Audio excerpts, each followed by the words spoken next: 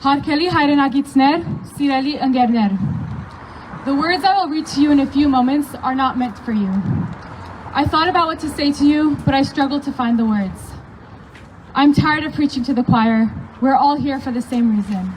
We're here because Nikol Pashinyan has failed the people of Artsakh and Armenia. These words are to him. Dear Nikol, who are your heroes? In that cruel twist of fate in 2018, when you took the seat of Prime Minister, did you take a moment of pause?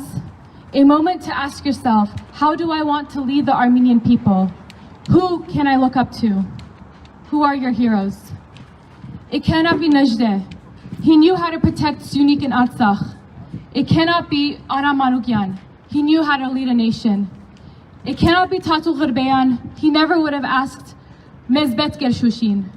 And we know with certainty that it cannot be the thousands of Armenian soldiers who gave their life to the defense of our lands this past year.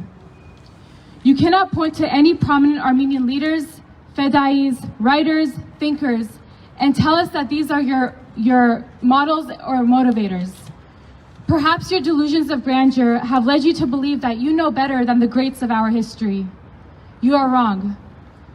And you do not, and you are a failure. An Armenian leader who cherishes their history could never have so wholly betrayed their people as you have done. On November 9th, 2020, you spoke to the Armenian nation the weakest words of surrender. You told us, I have made a difficult, extremely difficult decision for myself and for all of us, and that it is unspeakably painful for me personally and for our people. You are foolish. Extremely difficult is the decision our 18, 19, 20-year-old boys made going to the front lines and sacrificing their lives, yet you remain alive. Unspeakably painful is the pain mothers and fathers felt burying their children forever to remain children. With bold hypocrisy, you told us we must analyze our years of independence in order to plan for our future and prevent the repetition of our mistakes. Please explain to the Armenian people how your analysis of independence led you to the conclusion to concede 70% of our independent land in Artsakh. Please tell us how entrusting our enemies with our holy lands will prevent the repetition of our mistakes. In the disastrous 9-point agreement that you unilaterally signed, at the very least, point 8 promised an exchange of Armenian prisoners of war. 1 year later, our lands are gone, yet we still have over 200 Armenian POWs missing. What are you doing to ensure the safe return of our POWs? You may as well be dancing on the graves in Yerablur. We have constantly had to fight tragedy after tragedy in our history. And we have fought with great resilience to ensure our survival. How did you decide in one fell swoop to render centuries of our existential struggle inconsequential? Our country is caught in the middle of two genocidal enemies who want nothing more than to see Armenia wiped off the map. Your reckless actions are single-handedly making Erdogan's and Aliyev's pan-Turkic dream a reality. We are very familiar with fighting against two enemies on either side of us, but you are an enemy within. And we will continue to fight.